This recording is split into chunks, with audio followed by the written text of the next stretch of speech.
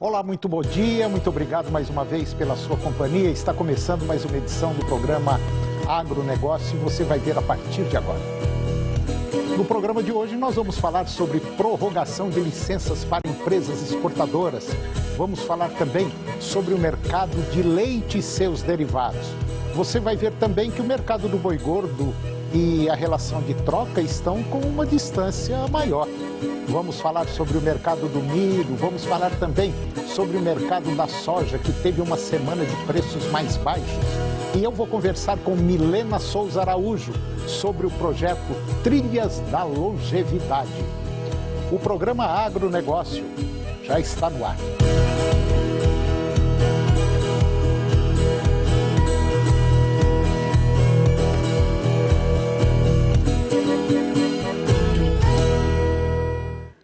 Eu começo o programa de hoje falando sobre prorrogação de licenças para empresas exportadoras. O Ministério da Economia estuda prorrogar por mais um ano as licenças de drawback para empresas exportadoras. Drawback é um regime aduaneiro especial que permite às empresas importar e ou adquirir no mercado interno peças, componentes, matérias-primas e outros insumos com suspensão ou isenção dos tributos alfandegários para fabricar produtos destinados à exportação. A medida retira ou suspende impostos para matérias-primas ou insumos usados para fabricar produtos que serão vendidos ao exterior.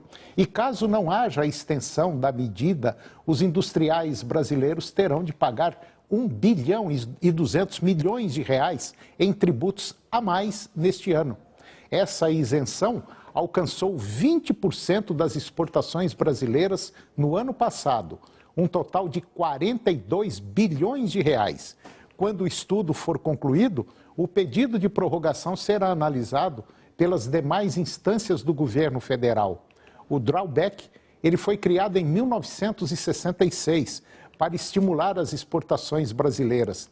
Esse incentivo cumpre as normas de comércio internacional porque as regras atuais estipulam que nenhum país pode exportar tributos, mesmo embutidos no preço final das mercadorias. Já no drawback, isenção, o exportador recebe isenção definitiva das matérias-primas e dos insumos usados na fabricação de mercadoria a ser exportada.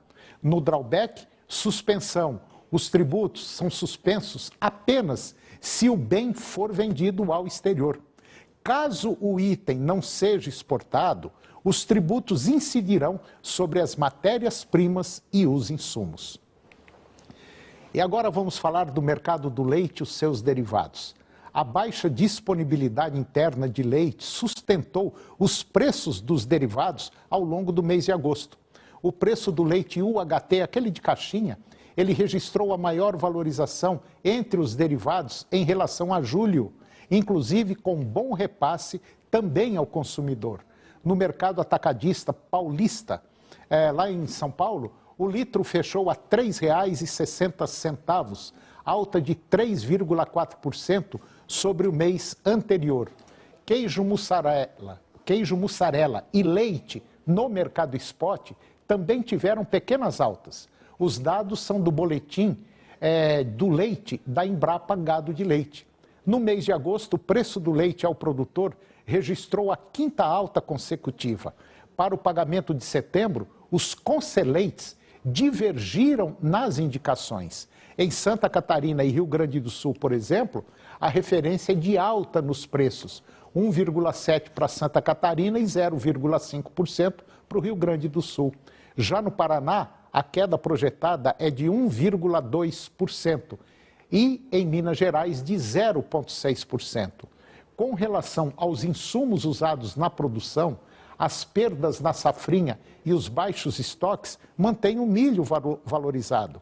Estimativas da Conab indicam estoques de 5 milhões de toneladas ante 10 milhões e 600 mil toneladas na safra passada. Já em relação a julho, a alta da saca foi de 1,5%, ou seja, R$ 95,84, uma saca de 60 quilos. Já sobre o mês de agosto do ano passado, a alta acumula 75%. No período, a saca custava R$ 56. No mercado da soja, o preço do farelo ficou relativamente estável no mês de agosto, com alta de 0,03%, fechando a tonelada a R$ 2.353. E em relação a agosto do ano passado, o avanço foi de 22%, quando a tonelada saía por R$ 1.961. E agora vamos falar sobre o mercado do boi gordo e a relação de troca. Com a queda nas cotações da arroba do boi gordo no comparativo mensal e o avanço nos preços do farelo de soja, a relação de troca representou uma alta em Mato Grosso, de acordo com o levantamento do Instituto Mato Grossense de Economia Agropecuária, o IMEA. Em agosto, o subproduto da oleaginosa, quer dizer, o farelo, apresentou um incremento de 1,7% em relação ao mês anterior, com valor médio de R$ 2.205 por tonelada. Do outro lado, no mesmo período, a arroba do boi gordo exibiu um decréscimo de 0,4% e ficou na média de R$ 300. Isso em Mato Grosso. Essa queda foi puxada pela melhora na oferta de gado oriundo de confinamento e uma demanda doméstica retraída. Desse modo, ao analisar a relação de troca entre a arroba do boi e o farelo de soja, o produtor precisou desembolsar cerca de 7,3 arrobas de boi gordo, um aumento de 2% em relação ao mês anterior. E agora vamos falar do mercado do milho. O indicador do milho CPEA, que é calculado com base nos preços praticados em Campinas, no estado de São Paulo, chegou a 12 dias seguidos de baixa. A cotação variou menos 1,1% em relação ao dia anterior e passou de R$ 94 para R$ 93 por saca. Portanto, no acumulado do ano, o indicador teve uma alta de 19%. Em 12 meses, os preços alcançaram quase 54% de valorização. Já na Bolsa, na B3, a curva de contratos futuros do milho segue com o mesmo padrão do mercado físico e os vencimentos mais curtos já estão rondando os R$ 90 por saca. O ajuste de vencimento para setembro passou de R$ 91,60 para R$ 90,30.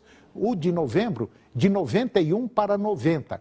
E o de março do próximo ano passou de R$ 93,07 para R$ 93,08 por saca. E agora vamos falar do mercado da soja, que teve aí uma semana de preços mais baixos. O indicador da soja do CPEA, calculado com base nos preços praticados no Porto de Paranaguá, lá no Paraná, teve um dia de preços mais baixos. A cotação variou 0,6%, quer dizer, menos 0,6% na semana passada. Entre um dia e outro, passou de R$ 166,95 para R$ 165,84 por saca. Desse modo, no acumulado do ano, o indicador teve uma alta de 7,7%. Já em 12 meses, os preços alcançaram quase 21% de valorização. Na Bolsa de Chicago, as cotações dos contratos futuros da soja recuaram novamente e chegaram ao 5º dia consecutivo com quedas. O mercado segue pressionado pela melhora das condições climáticas e buscando sinais de demanda, sobretudo pela China. E agora vamos falar sobre concessão de ferrovia. O presidente Jair Bolsonaro, ele participou de uma cerimônia de assinatura da concessão da ferrovia de integração Oeste-Leste, ou seja, é a FIOL, lá no município de Tanhaçu, na Bahia. O contrato ele foi assinado com a empresa Bahia Mineração, que é a Bamin, e terá duração de 35 anos. O contrato assinado na semana passada é referente ao trecho entre Ilhéus e Caetité, também na Bahia. Chamada de FIOL 1, com 537 quilômetros de extensão, a expectativa é que a FIOL 1 comece a operar em 2025, transportando mais de 18 milhões de toneladas de carga. Em um primeiro momento, ela vai atuar com 16 locomotivas, 1.400 vagões estarão em operação, dos quais pelo menos 1.100 serão destinados ao escoamento do minério de ferro. Em 10 anos, ou seja, em 2035, a expectativa é que o volume de carga supere 50 milhões de toneladas transportadas em 34 locomotivas e 2.600 vagões. Leiloada em abril, a FIOL 1 receberá investimentos privados de 3,3 bilhões de reais, sendo que cerca de 1 bilhão e 600 milhões de reais será usado para o término do segmento, hoje com 75% das obras concluídas. O governo federal também avança com o projeto da FIOL 2, entre Caetité e Barreiras, também na Bahia. As obras do trecho de 485 quilômetros de extensão já estão em andamento, inclusive com a participação do Exército na execução. Já a FIOL 3, que vai de Barreiras a Figueirópolis, no Tocantins, aguarda licença de instalação de acordo com o Ministério da Infraestrutura. Quando estiver pronta, a FIOL será um corredor de escoamento com 1.527 quilômetros de trilhos, ligando o futuro porto de Ilhéus, no litoral baiano, ao município tocantinense de Figueirópolis, ponto em que se conectará com a ferrovia Norte-Sul e o restante do país. E depois do intervalo, nós vamos falar sobre o mercado da soja, que teve uma semana de preços mais baixos. E eu vou conversar com Milena Souza Araújo sobre projeto Trilhas da Longevidade. É um minutinho só, nós voltamos já.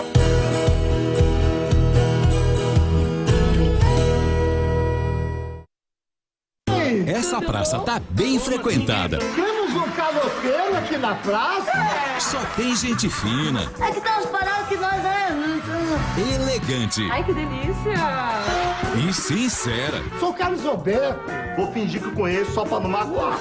E é melhor pedir pra sair. Por que tanta pressa? A conversa tá tão boa. Tem mais hoje, 11h15 da noite. Você sabe que a última vez que riram de mim num banco foi quando eu pedi empréstimo. A praça é nossa.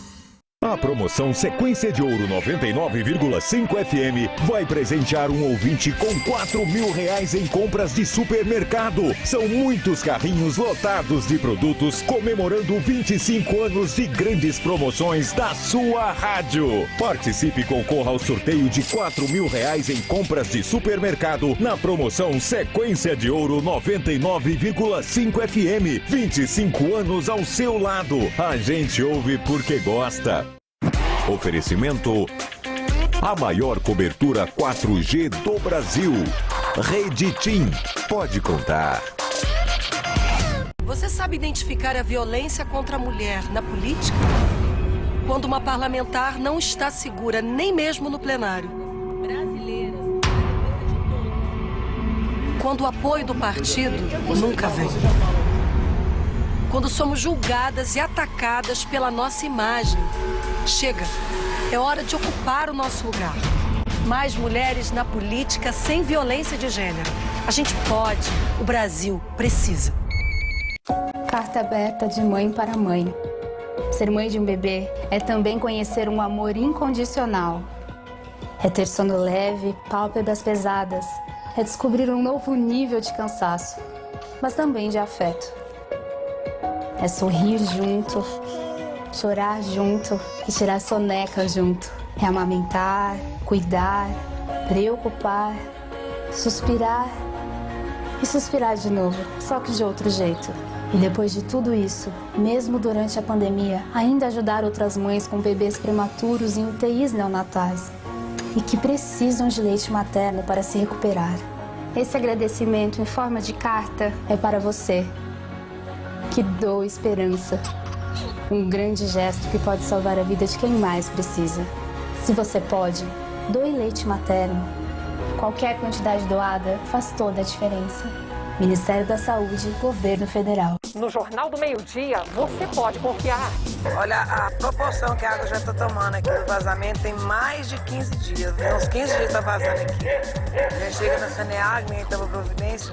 Porque aqui problema mostrado é problema resolvido. O problema está sendo resolvido. Eles estão aqui arrumando, graças a Deus. Eu creio que o problema agora está solucionado, graças a você que é líder em audiência, viu? O povão é muito grato. O povo da nossa rua está muito grato a você. Obrigada mesmo. O problema é resolvido. Jornal do Meio-Dia. 30 anos com você.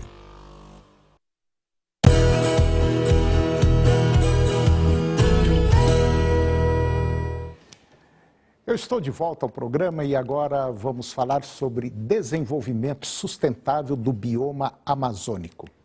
A XP Investimentos, ela doou R$500 mil para o fundo criado pela JBS para apoiar iniciativas voltadas para o desenvolvimento sustentável do bioma amazônico para ajudar no combate ao desmatamento.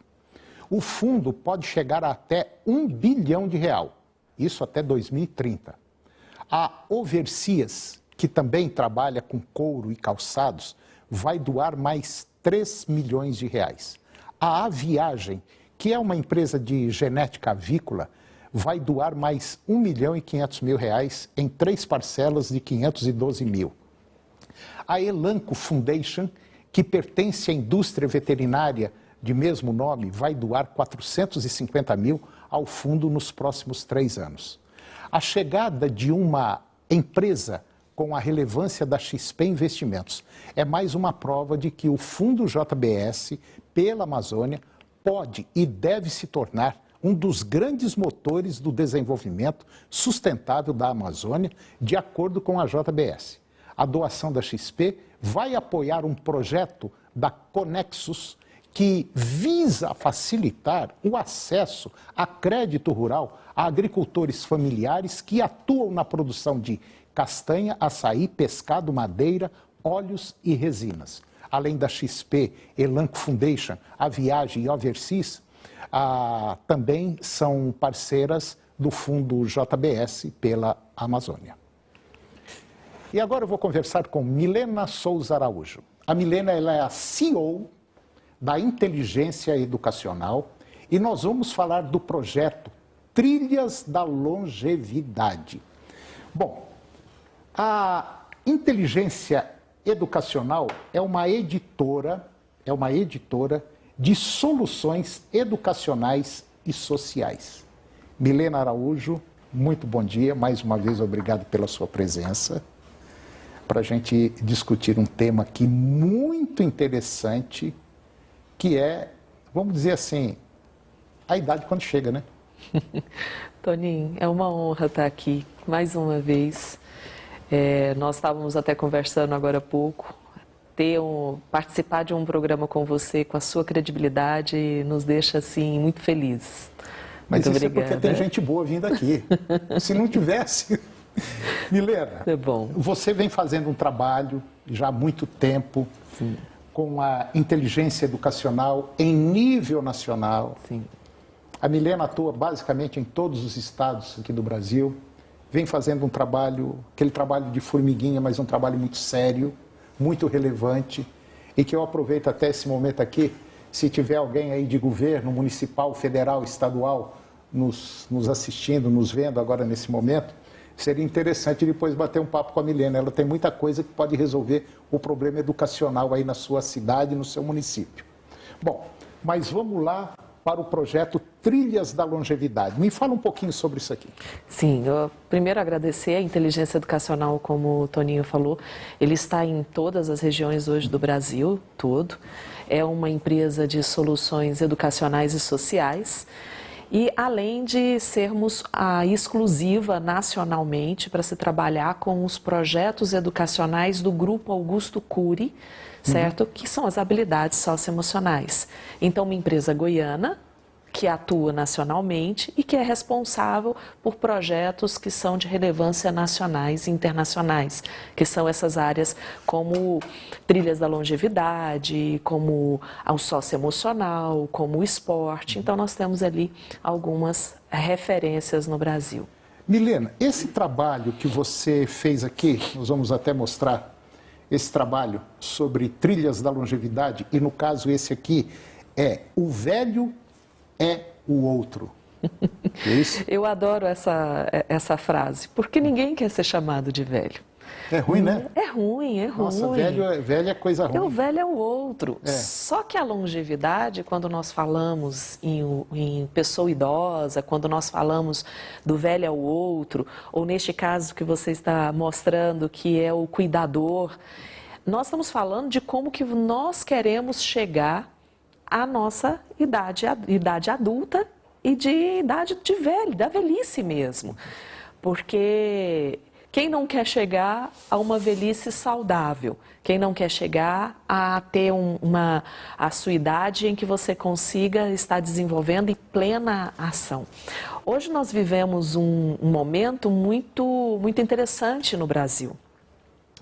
Hoje nós estamos falando de várias gerações em uma empresa. Eu vou dar o exemplo da minha empresa. Na minha empresa eu tenho pessoas, o nosso diretor financeiro ele tem mais de 65, assim como nós temos uma equipe que tem 18, 19, 20 anos. E como que essas gerações elas se correlacionam? Né? Isso, quando nós falamos da longevidade, é principalmente começar a pensar o nosso mundo com essas características. Quando nós falamos em longevidade também, é o que eu quero para o meu filho de 5 anos. Aí você vai falar, Milena, mas o que tem a ver o seu filho de 5 anos? Porque nós precisamos pensar nas políticas públicas que estão sendo desenvolvidas hoje no país, e no nosso país, no nosso estado, no nosso município, para que o meu filho ele chegue a uma longevidade, ele chegue à sua idade de velhice com outras perspectivas, com oportunidades de trabalho, com oportunidades de educação, e que ele permita com que essa velhice dele seja saudável, principalmente. Milena, mas no Brasil que nós vivemos hoje, dependendo da classe social da pessoa, o idoso sofre muito, né? E isso é uma realidade.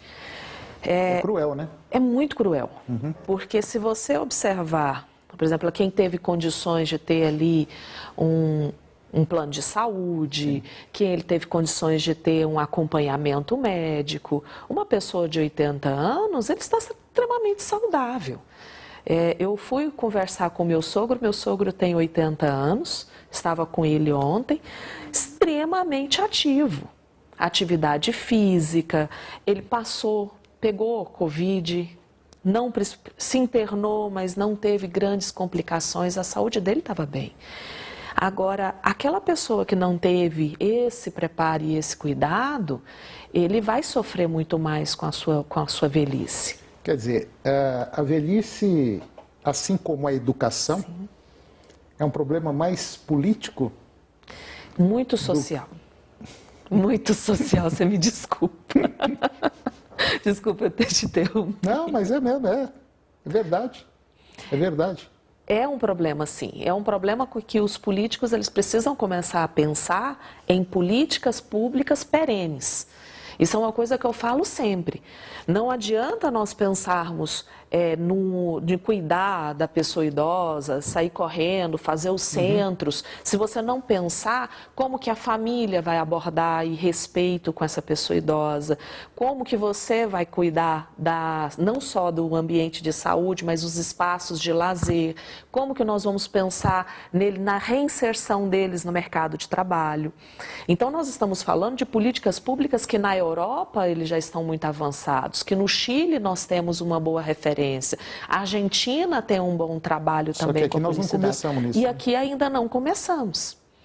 Esse é o grande problema. E a nossa população está envelhecendo, né?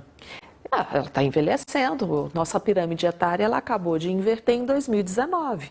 Antes que nós chamávamos, quando nós falávamos da população jovem, a base, o país do futuro. E é interessante, porque essa mesma população que era o país do futuro, que na década de 70, 60, 70 não tinha educação suficiente, que na década de 80 ele não teve emprego, que foi a recessão, que na década de 90 nós tivemos alguns graves outros problemas de emprego, de empregabilidade, de inserção no mercado de trabalho, eles são exatamente essa população que não vai ter não está tendo uma política pública, uma política pública na sua idade adulta e idosa. Bom, e você está com esse trabalho Trilhas da Longevidade, você já fez esse lançamento aqui no estado de Goiás? Sim. Em quais cidades? Aqui em Goiás nós fizemos um lançamento muito bonito agora, dia 30, que aconteceu em Aparecida de Goiânia, o primeiro município que abraçou o projeto em Goiás. Só que o SESC também vem trabalhando com o material O Velho ao Outro. Então, os grupos de longevidade do SESC e de Aparecida de Goiânia já estão pensando em cuidar dessa pessoa idosa. E quando nós falamos, é a consciência que o idoso precisa ter. Nesse material você vai passar por um aplicativo, tem um audiobook, tem uma série de apoios. Tá. Me diga uma coisa que me deixa assim meio encucado. Eu começo a ficar velho quando? Com qual idade? A nossa pirâmide mesmo, a velhice, ela chega aos 60. E a gente não pode ter medo da velhice, não pode ter medo da velhice. O problema do velho está aqui dentro. E ele está também como que você vai chegar até a velhice. Entendi. Os cabelos brancos hoje viraram moda, né? As mulheres, tem várias mulheres que estão assumindo seus cabelos brancos. Verdade. E estão ficando charmosas, estão ficando bonitas. Tem uma mulher bonita aí, né? E como que elas estão se enxergando e estão se vendo, né? Não significa que eu cheguei aos 60 que eu preciso ter baixa qualidade de vida. É interessante a gente falar para os mais jovens que tudo isso que existe hoje, que você usufrui hoje, foram os velhos que criaram. E o que nós precisamos saber é aproveitar essa experiência que os nossos velhos, a nossa pessoa idosa está tendo, e aproveitar esse encontro de gerações. É muito saudável, muito saudável. Você que está nos acompanhando, que está observando essa conversa nossa, que é muito interessante, você que é prefeito aí na sua cidade, senhor governador ou governadores, eu acho que aqui está uma baita de uma oportunidade de começar a olhar para aquelas pessoas que fizeram muito pelo nosso país e talvez pela sua cidade e por muita gente. E essa pessoa não pode ficar ao relento. A gente ainda tem muita coisa para fazer, tem muita coisa boa. E basicamente aquilo que eu disse, tudo que existe hoje foi basicamente os mais velhos que criaram, veio lá de trás. Então a meninada nova está aproveitando isso aí e poderia compartilhar desse momento. Está aqui a Milena. Eu acho que você poderia entrar em contato com ela, você tem aí o e-mail da Milena, contato@inteligenciaeducacional.com.br e tem também o Instagram, @inteligenciaedu.com.br. É uma mega profissional, está fazendo um excelentíssimo trabalho, não só para a longevidade, mas para os novos também. Milena, muito obrigado, mas muito obrigado mesmo. Eu quero te trazer mais vezes aqui. Eu sei que você tem muita coisa boa aí para mostrar para a gente. Muito obrigado, tá bom? Com certeza. E vamos trabalhando juntos. Se Deus quiser, um mega de um trabalho, tá? E o programa de hoje chegou ao fim. E eu termino com a seguinte frase. Enquanto uma pessoa hesita por se sentir inferior, outra está ocupada cometendo erros e se tornando superior. Um grande abraço, muito obrigado pela sua companhia, que Deus nos abençoe e até o próximo programa. TV Serra Dourada SBT Goiânia. A informação com credibilidade e o jornalismo onde você tem voz. Jornal do Meio-Dia, logo mais às 11h40. A seguir, Primeiro Impacto.